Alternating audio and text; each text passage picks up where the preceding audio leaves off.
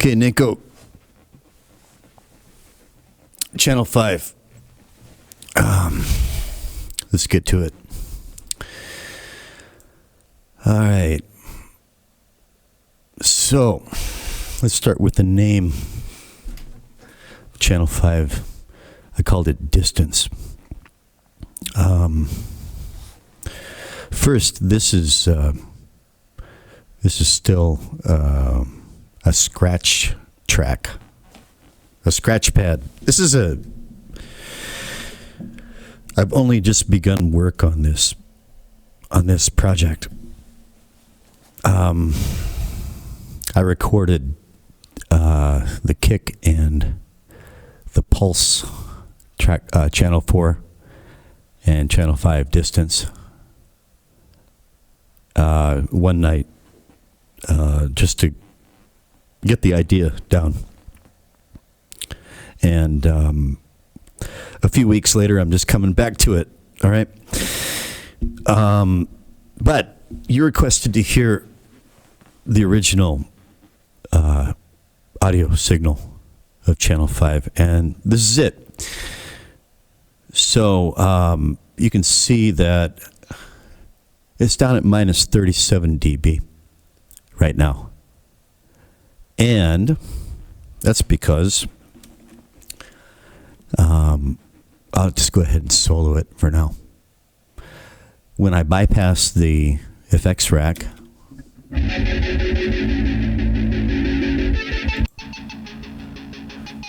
there's the diff. So in order to get that back up to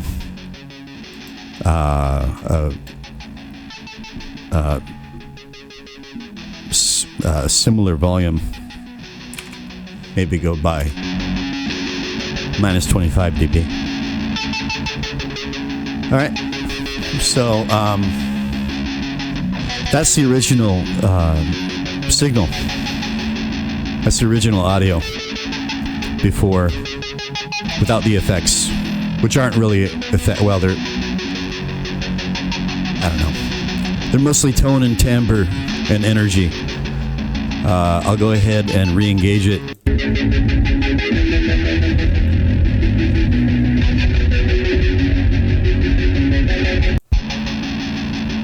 So,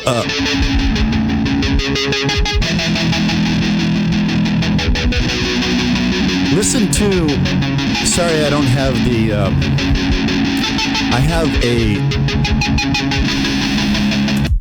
I have a ducking compressor or a sidechain compressor inserted into the OBS audio chain, but it doesn't seem to work, okay? All right, listen, okay, so first of all, what do I got going on here? The only thing that could be called an effect, I think, truly an effect, well, you could call this Octaver an effect. All right, but, you know, but I'm using it for a very specific reason. I need it in the chain to do something very specific. And the only other thing that you might call an effect would be this one. Acon Digital Multiply, which is it's in the chain in order to provide more stereo width. And it just needs to be there to get the sound that I'm trying to get. And it is the sound that I am trying to get. And I'm not making my sounds for anyone else. I have no audience. I have no ambitions to have an audience. In all likelihood, nobody's ever going to listen to this but me. and maybe a few people that I'm close to. And that's fine. It's okay. I'm not making radio friendly sounds. Although I can do that. So I'm going after something very specific that I want to hear. So I'm not sure why you maybe you just don't like this sound and you thought that I'm just messing it up somehow, and if so, it's fine. The sounds that I'm interested in are certainly not for everyone. That's for sure. But it is all intentional and by design. So let me just show you what I mean. So aside from that, this is providing sub-bass frequencies, and it's providing something that I called attention to in a previous video, maybe the last one. It's providing a kind of a virtual bass line. A virtual bass line. And it's providing texture. I am very interested in textures these days. Using, you told me to, in your comment, you told me to take off the EQ. I'm not sure what you meant by that, unless you're talking about the Pro Channel EQ. And I might need to. I threw this on. It's just a preset. I loaded a preset just to. Again, this is just the beginning of the project. I'll be rethinking all of these EQ settings. This is the only EQ setting in Channel 5. It's in the Pro Channel. And let's see. It's the glassy preset, which I've had good results with in the past for tracks like this. And the boosting in the subs, it could be problematic. I haven't decided yet. But other than that, I'm not sure what you meant by remove the EQ. I mean, I can do that if you want. I can bypass this EQ. And so EQ is bypassed.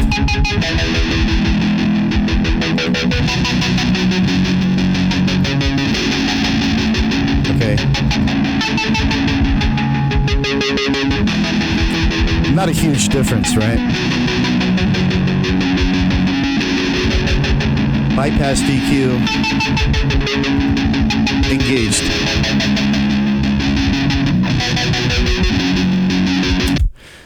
So I'm just going to leave it on. It's not making a huge difference right now. And Pro Channel, by the way, comes in the chain before the channel strip, before the effects rack. So listen to the timbre and the tone, and specifically the energy, and which parts of the frequency range are chugging with more energy than other parts.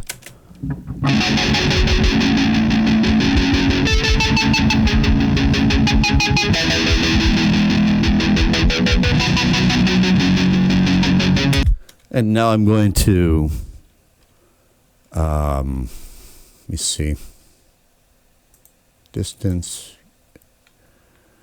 Let me just bring the volume down again and re-engage the effects rack and just listen again.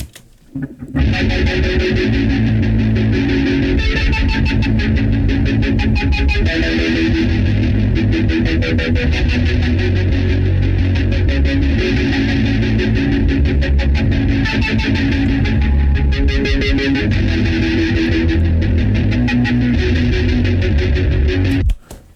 think you would probably agree that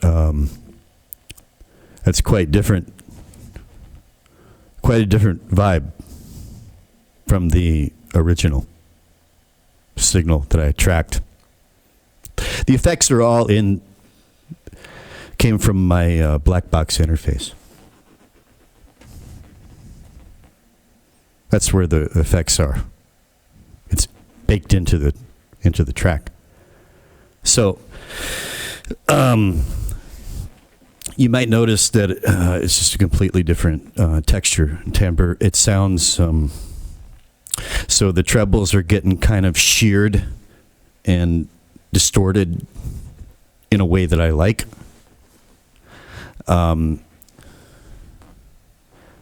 It sounds like something extremely loud and far away. And that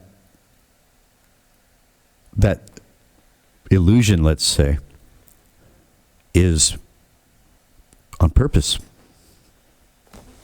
Let me show you what I mean.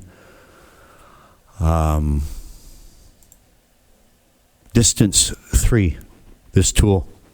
I'm just going to read through this.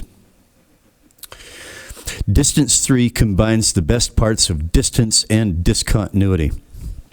First, let's read discontinuity. All right, I don't want to have to remember these settings. So here's what I'm going to do. I'm going to load another consolidated plugin, and we're going to go for. Let's see, where is discontinuity? It's under subtlety. Discontinuity. Let's read this. Discontinuity models air under intense loudness. This might be the most important subtle sound effect I've ever done. Air isn't linear. That's why DAWs don't sound like reality. They are literally too perfect in that their transients, their sound combining, every aspect of their operation has no error at all. One would assume this would produce perfect sound, but some of us have never shut up about our grievances with it. If you have sounds in air, they sound real even while the air itself distorts them. Much like my recent work with capacitors modulating their values under voltage pressure, air modulates the speed of sound under air pressure. This makes incredibly obvious and intense crackles on loud sounds like rocket takeoffs. But many of us have heard this crackle at things like rock concerts, especially in a really live room like a hockey rink. Discontinuity simply adds that distortion at loudnesses from 70 to 140 dB. That's all it does. And at loudnesses below 110 decibels or so, it's quite subtle. But I've found use for it as quiet as 71 dB. I won't say it's correct and accurate at 140 dB. I include that because people will enjoy it so much, but I'm not using that much. I just have to because people will enjoy it and because it's impossible not to hear when cranked that high. How to use discontinuity. At any point in the mix where there's a sound, apply it so that the loudest possible sound, typically 0 dB or clipping, matches the loudness you need. If your sound peaks at 10 decibels quieter than clipping and the sound needs to seem like it's 102 decibels, set discontinuity to 112 decibels. And listen, there will be an obvious sweet spot where it starts to seem exactly right, and you can dial in the apparent loudness as if it was a tone or EQ move. As if it was a tone or EQ move. It's not an EQ move. So this is one thing that I've been trying to explain about Airwindows tools. They're EQs that are not actually EQs. Filters that are not actually technically filters. To technical info about how it works and what it does and all that. But so why do I read this blurb about discontinuity? Emulating the distortion of high volume sound propagating through air pressure distortion. One, because it's unusual and extremely useful, and two, because this second stage in the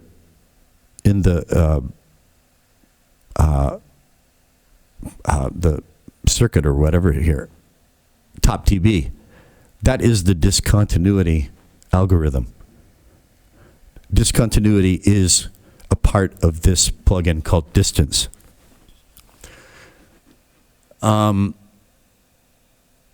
This is a kind of plugin meant to darken the sound and make stuff sound really far away.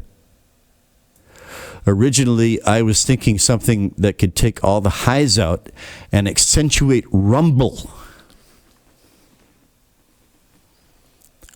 Like turning a sound into the thunder version of itself. I told you this guy is a good writer. He is. And usually his tools do exactly what he says they're intended to do. In my opinion, this is such a case. This tool did exactly what he said it's for, and I got out of it exactly what I expected to get out of it. Okay? And so the first distance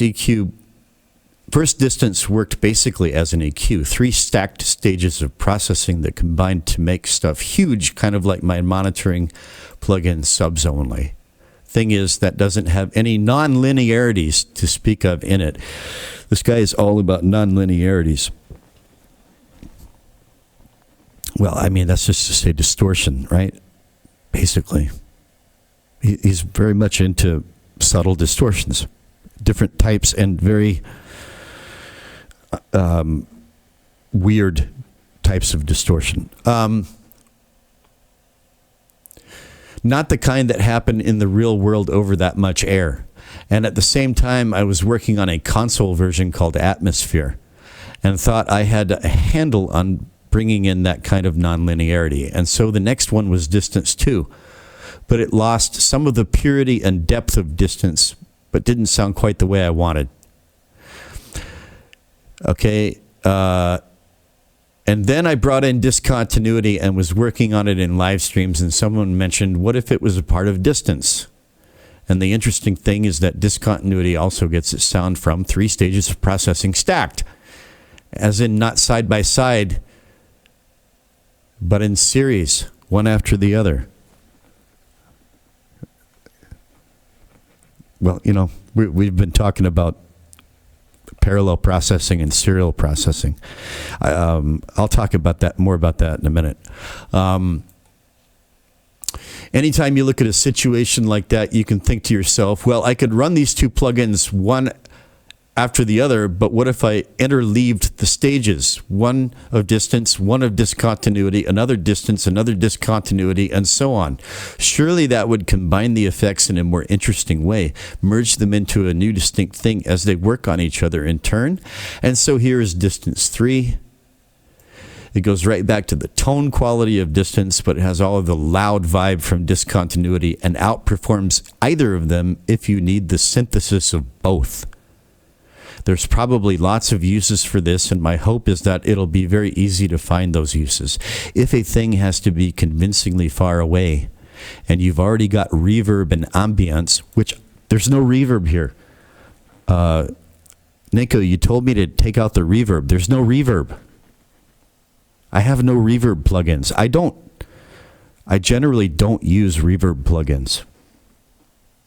I might use one on a vocal, and it's not very wet at all if I do. You've already got reverb and ambience taken care of. Distance 3 should immediately get you there in the best possible way. So, I named the track Distance. I wanted it to sound distant. Why? Because, Nico, I wrote this, I came up with this song while I was watching a friend of mine in a YouTube live stream who's going through a very difficult time in his life right now. And I'm worried about him, and I haven't heard from him in weeks.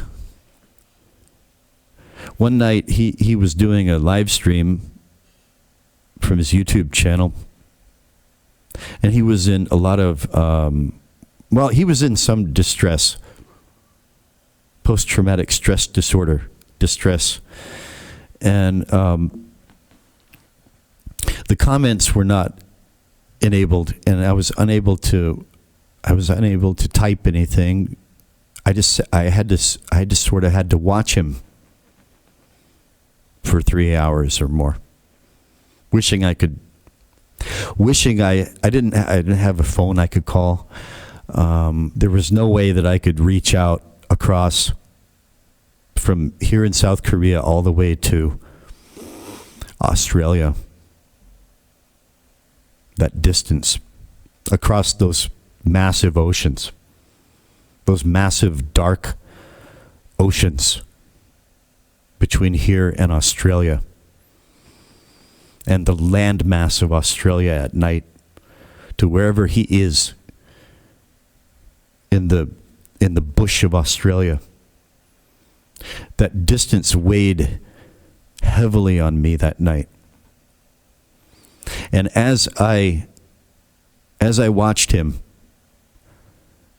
to comfort myself, I just picked up a guitar.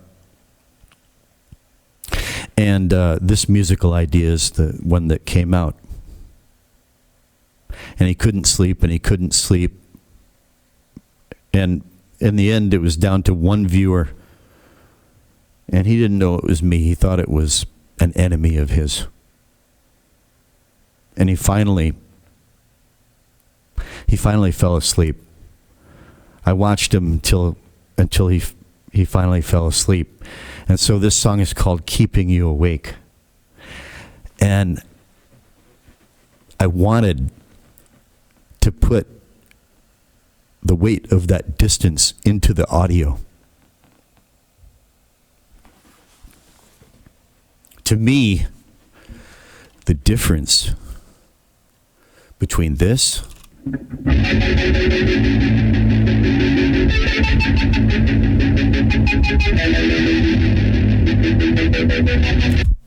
and this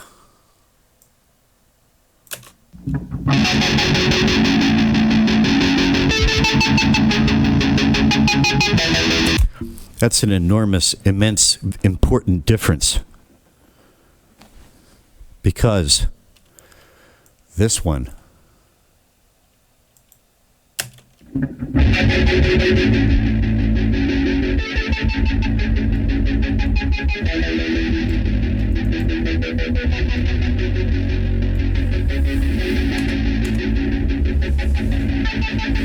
that's the way it has to be.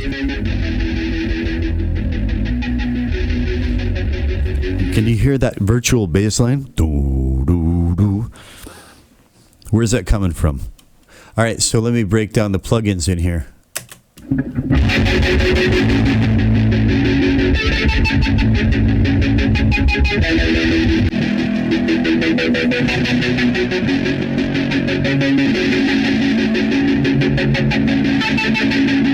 Here.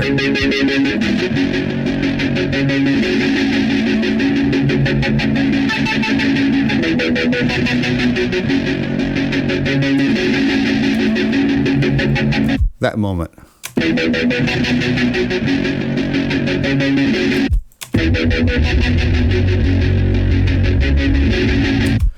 You hear those sub-bass frequencies making that virtual bass line.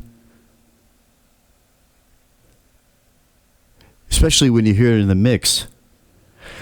I started tracking a bass line with my guitar, and I'm still wondering if maybe I shouldn't put it there. Because that virtual bass line is so cool. And it's on purpose, Ninko. I did it on purpose. Not because I don't know what I'm doing, and I'm just throwing things, I'm just throwing effects around, because I'm not new at this, Ninko. I started, I made my first home recordings in 1999 with a Dell desktop PC and a shitty $5,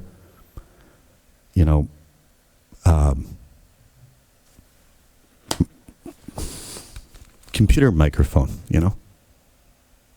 and a DAW that was created by an Italian university student called N-Track Studio.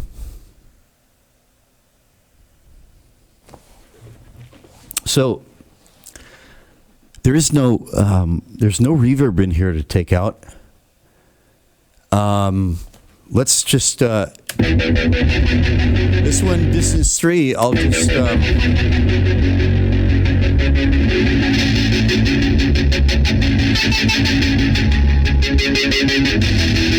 that sounds a bit closer. That sounds hellaciously loud and very far away. It's set for 1/4 of a mile. It's set for a top decibel of 119 or 120 decibels.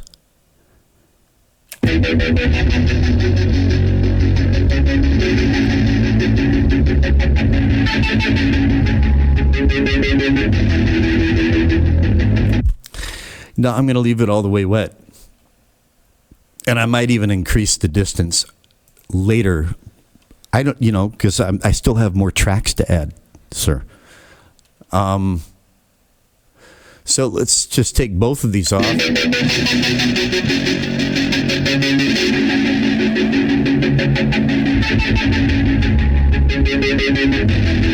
Bass drive. It's a bass amp sim. Also Airwindows. All right, so this is the full effect of distance and discontinuity. Okay?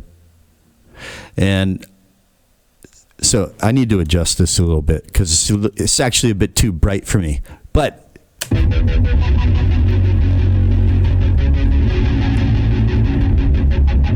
I like what distance is doing. This is why I put bass drive in. So distance is doing what it's supposed to do. Distance is doing exactly what it's supposed to do. Again.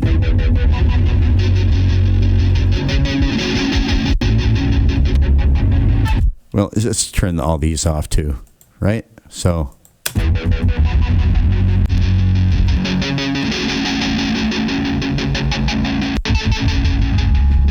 There I got my bass subs. That's where the virtual bass line's coming from. There's distance with the discontinuity air pressure distortion built into it. Now, I want some of those trebles to poke through a little bit more, again, in the mix. Bass drive is a secret weapon tool that you can put on a lot of different things to make them cut through and give them definition without having to turn up the volume. It's precision, man, and it does it so well that you end up having to turn things down. All right, I'm not going to go on too long with this because time is valuable. But yeah, I boosted the highs. I cut the lows, and I boosted drive. And it's probably a little bit too much, but anyway, I'm not going to change it right now. That's what it's doing.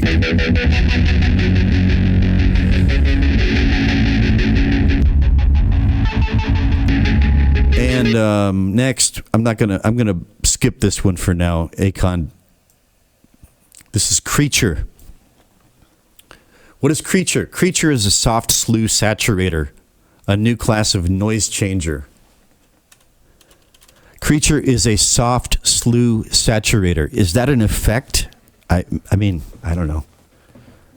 If it is, what kind of effect is it? It's not a chorus. It's not a flanger. It's not a delay. It's not. I don't know. It's not something I threw in here without a reason, because it's done things for me in the past that are, wow. It just does. Let's see what it's doing here. I might have it in the wrong place in the sequence. Let's give it a try.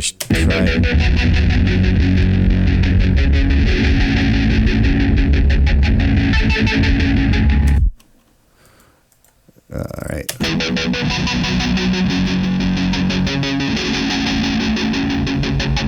Not doing much right now.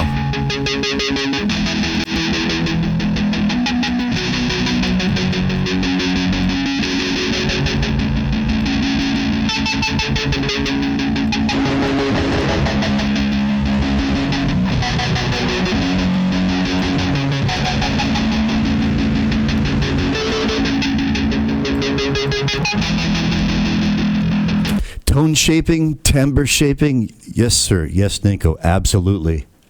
That's what it's all about. Tone, timbre, texture. And here's the thing.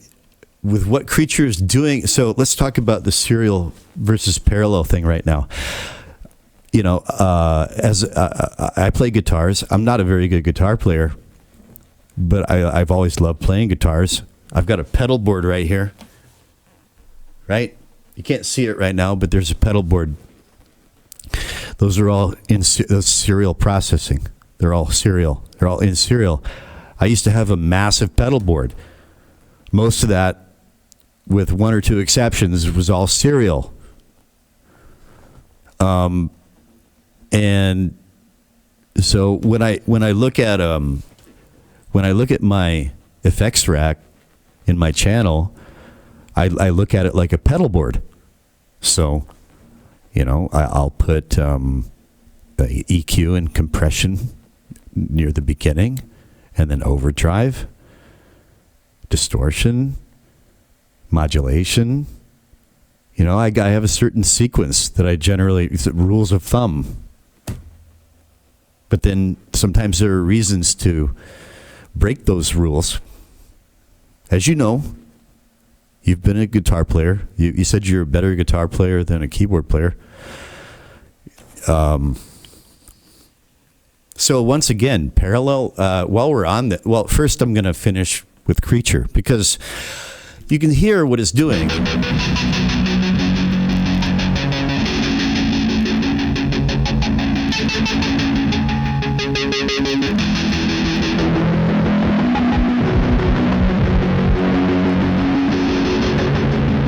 So what I did is I put Creature in there. I didn't really do anything with it. I parked it there, knowing I was going to come back to this and work on it, knowing that Creature, this tool Creature, would be something that I definitely want to explore for shaping the tone, timbre, and texture of this track, of this part. So let's hear what it does when I put it in front of the octavizer. In front of the octavizer. And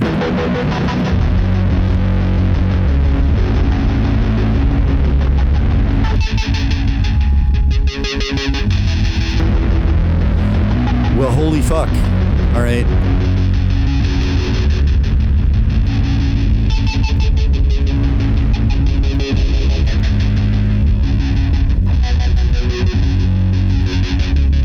Okay, now I've got a more subtle difference.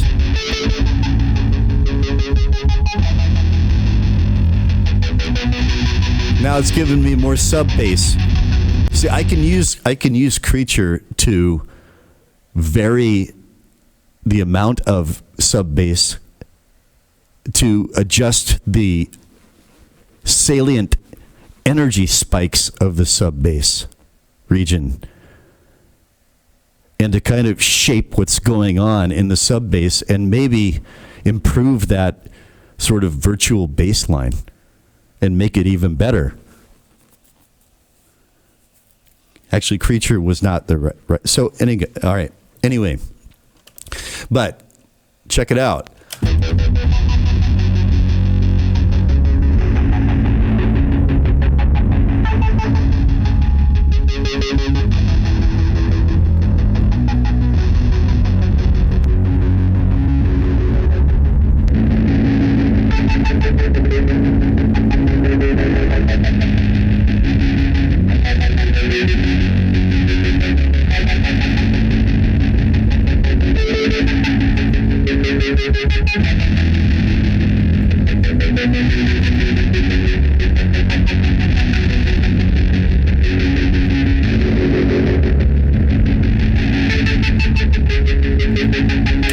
Anyway, I'm not sure about it right now, so I'm going to leave it off and come back to it later. That's Creature. I'll figure it out later. Next is Stonefire, and after that, Energy 2. I should actually be using regular Energy. It's under effects, but it's basically an EQ that's not an EQ. Is this what you meant by turning off the? See, I'm sampling at 48K, 48,000 hertz. So I should be using Energy. If I'm sampling above 48,000 hertz, I should be using Energy 2. But 48,000 hertz and below, I should be using Energy. And I don't know. I'm just going to guess at a setting here, and then I will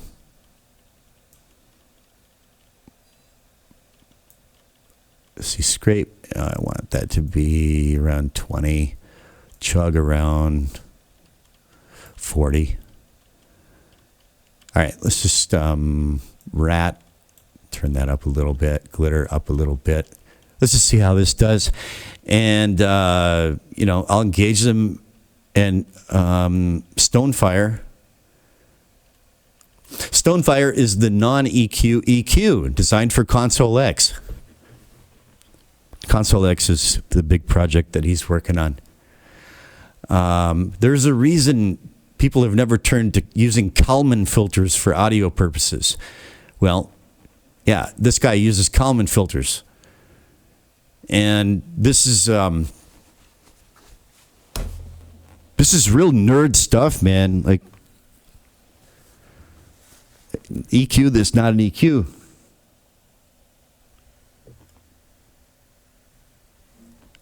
You want me to turn off the EQs? Yeah, sure, I'll do it. But first, here's what they sound like. That's with the EQ that's not really an EQ. That's with.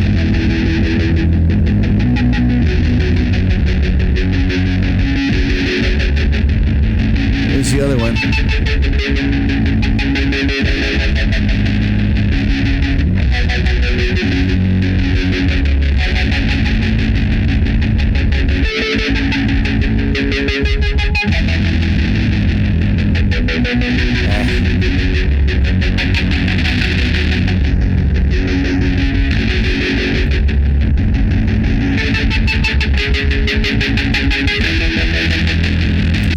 And, again, I'm not playing this in the mix. I'm just kind of trying to make this sound nice and as pleasing to my ear soloed, but this is not how I make my mixing decisions in solo, right? I'm going to make the final decisions on this in the context of the whole mix based on which frequency bands, which energies I want poking out through that. I don't want all of the frequency bands in this track poking out in the mix. I want certain things, certain frequency bands to poke out more than others, and I want others to sit back. That's what I mean by texturizing. So, you know, all right, so I'm going to just leave this at a reasonable, what I know to be a reasonable setting, and come back and fine tune it later. All right, but yeah, you want to hear a difference? There.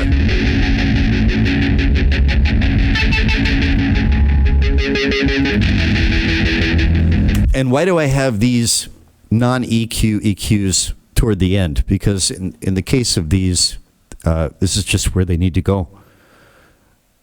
All right? Because these are, I believe that he intended them to be used more in the as mastering tools anyway. No, well, both. But anyway, this is where they belong in this serial arrangement. So with them engaged, all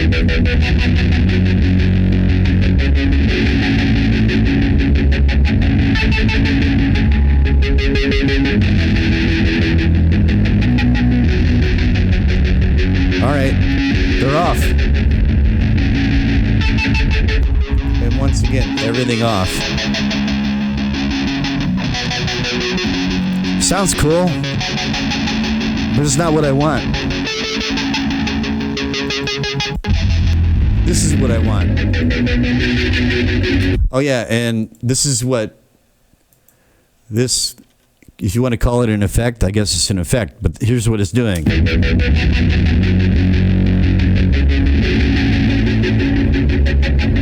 All right, that's what I want. So, you know, I don't know, maybe you just hate this sound, and so you're telling me to turn my plugins off, which is, I mean, fair enough. If Nanko, if you don't like this sound, then I respect that. I totally respect that. But sir, I'm not like a total noob at this. I'm not. I know what compressors do. I know how to use EQs. I know how to EQ stuff. In fact, look, I don't know if you've listened to this. If you have, please forgive me but this is one of my videos, and this is a sound I can go for a more friendly radio sound.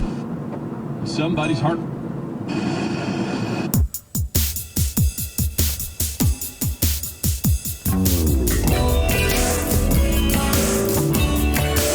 Okay, nice and spacious.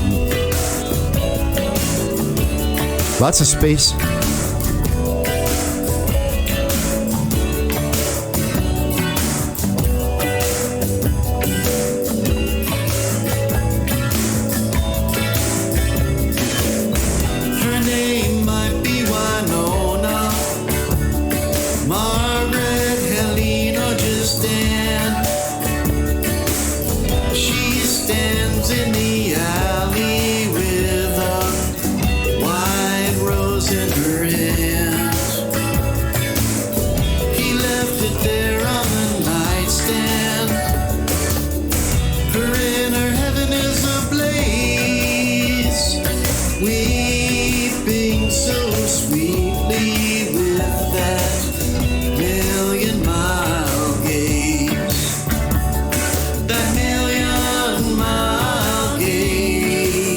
Here comes a slide solo. I told you to check this one out for my slide work. Might as well let it play a little bit.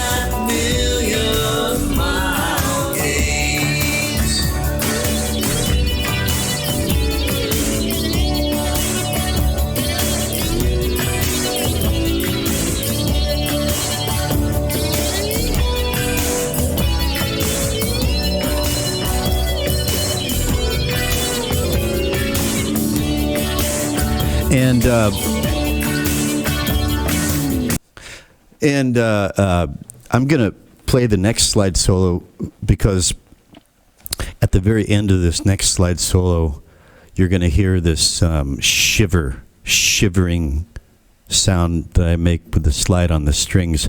The idea that I had for your song that you sent me through Google Drive, which I had planned to download that tonight and,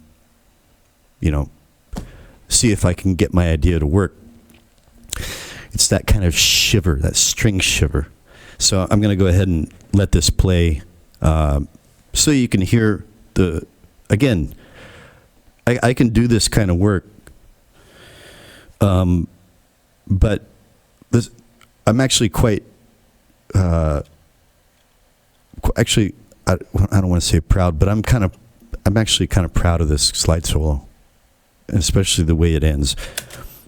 His name might be Fernando, Sebastiano, or just Bill. He's lost out on the ocean, but he has not lost his will. He just keeps on paddling. He's had no water for days. Eyes clamped on the horizon with that million-mile gaze. That million-mile gaze. That million-mile gaze. That million-mile gaze on that million-mile gaze.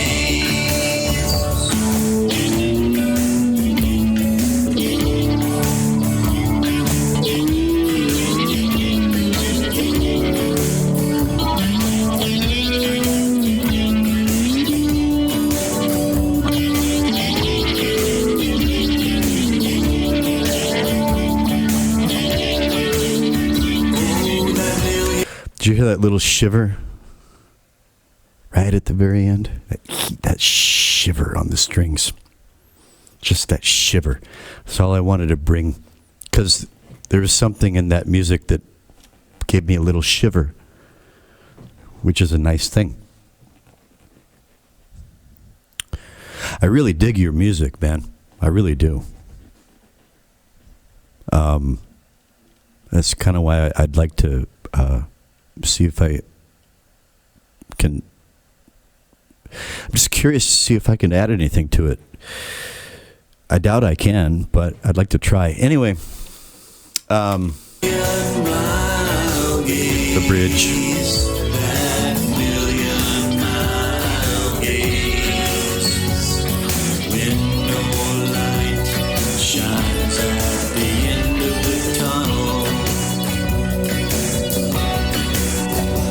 All right, enough of that. So, I can make that kind of sound. But I don't want to all the time. Sometimes I want to make something really, really dense, sonorous and dense and dark and heavy and textured,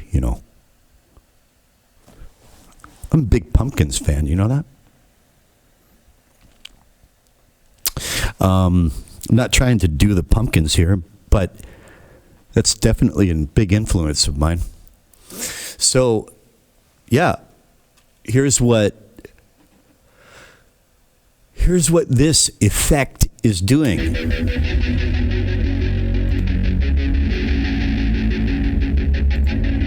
And if you hear it in the whole mix,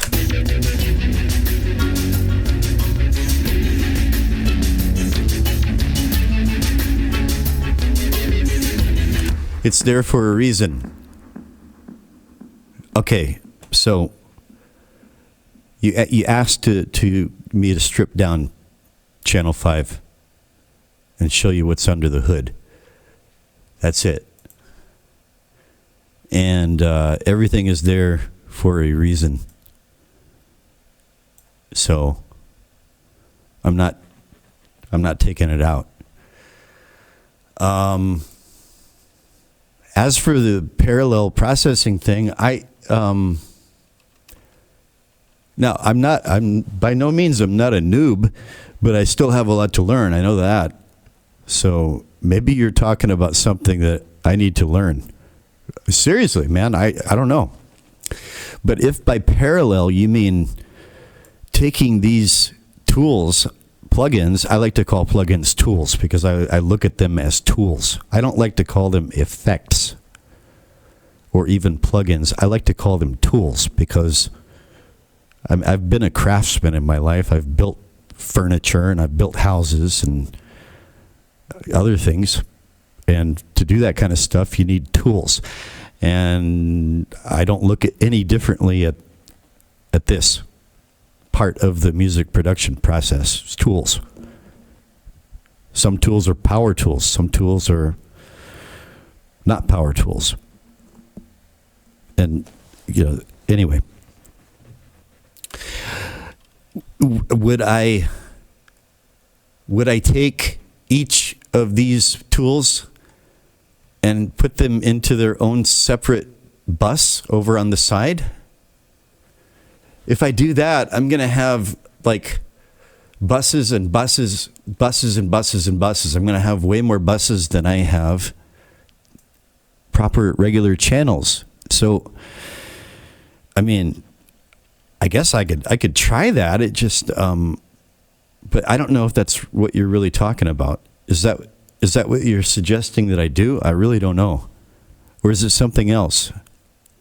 I do use buses, not all the time, because sometimes I just don't like what I get when I use buses, especially for certain things. So yeah, serial parallel, I'm not sure. But in general, I just look at my effects strip in my effects rack and my channel strip as a pedal board. Last night I was. These are all different things that I tracked with the filter modeler, the Line 6. And let me see. So I'm still like looking for new. I'm deciding on sounds, pads, so to speak, to use in. I've got like 2 or 3 more main parts to track, and I'm looking for sounds that'll fit. And so let's hear this one.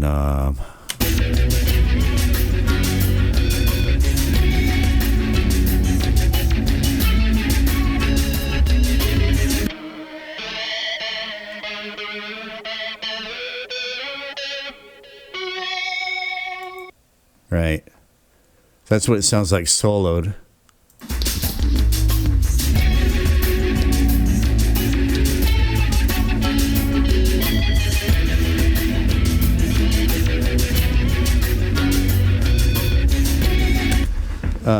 Here's another one.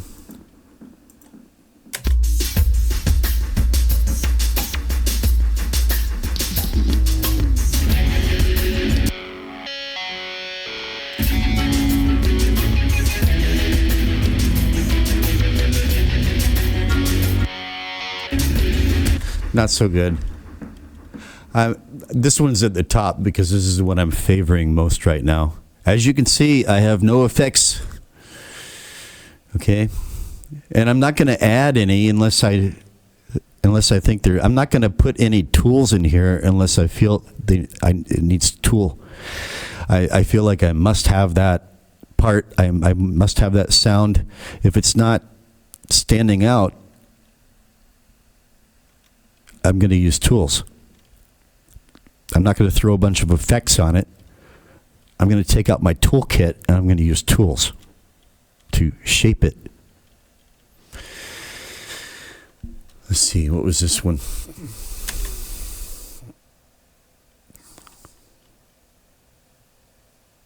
Whoops.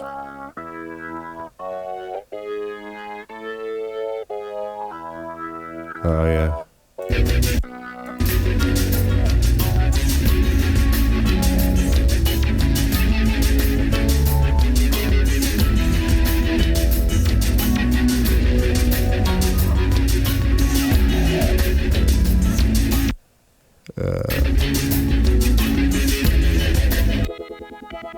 Here's another one.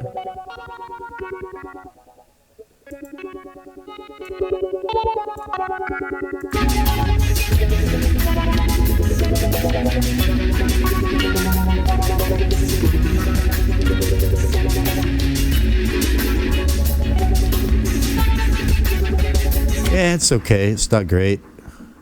This is the first. This is what I did during the video. Attack synth.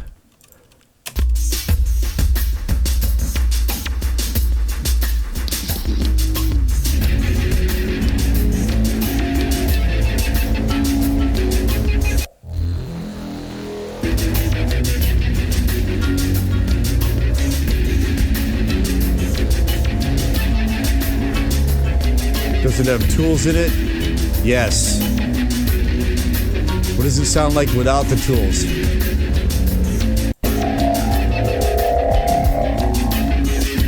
Sounds like ass.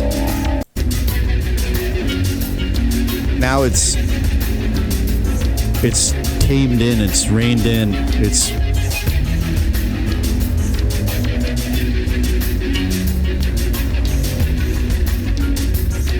right? It's not adding anything to the overall volume. It's just adding a texture. And I like it better now than I did yesterday. So anyways, this is what I do. This is what I'm after. This is how I work. Yeah. I appreciate you listening and appreciate your concern. Yeah, and your interest, really. But this is all very deliberate.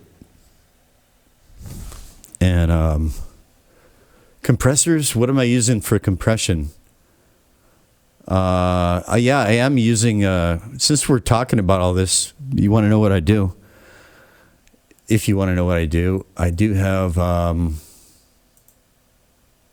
all right, I thought I had a compressor in here. I don't. Oh, I did. I did have a compressor in the widened bus, but I took it out. Do I have a compressor in the master bus right now?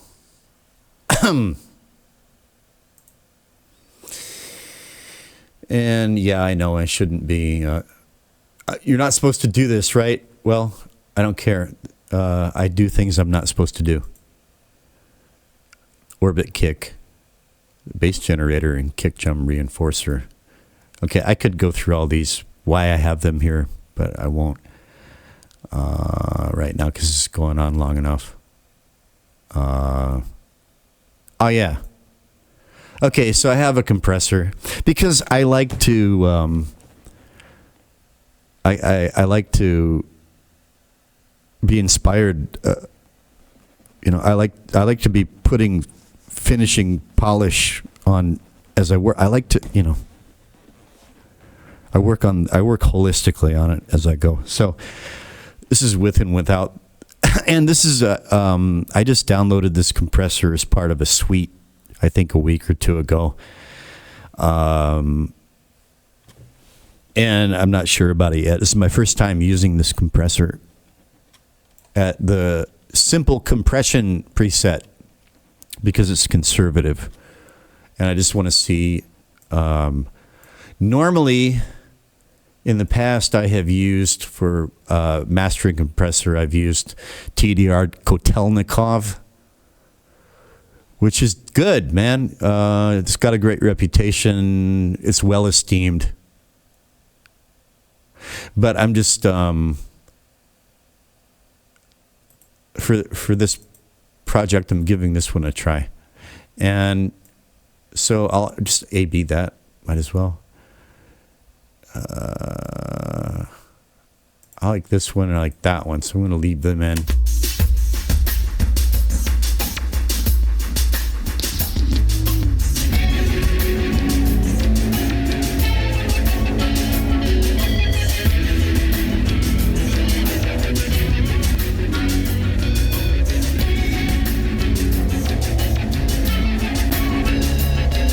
Well, I like it so far.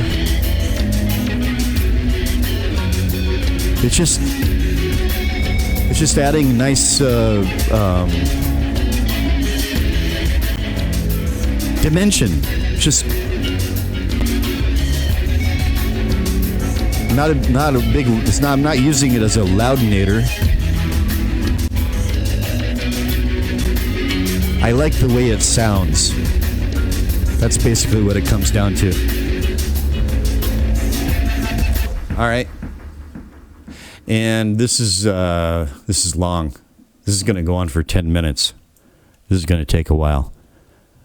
You know, and it's going to morph and it's going to transform and after I get my Nectar controller back this weekend, I'm going to be using that.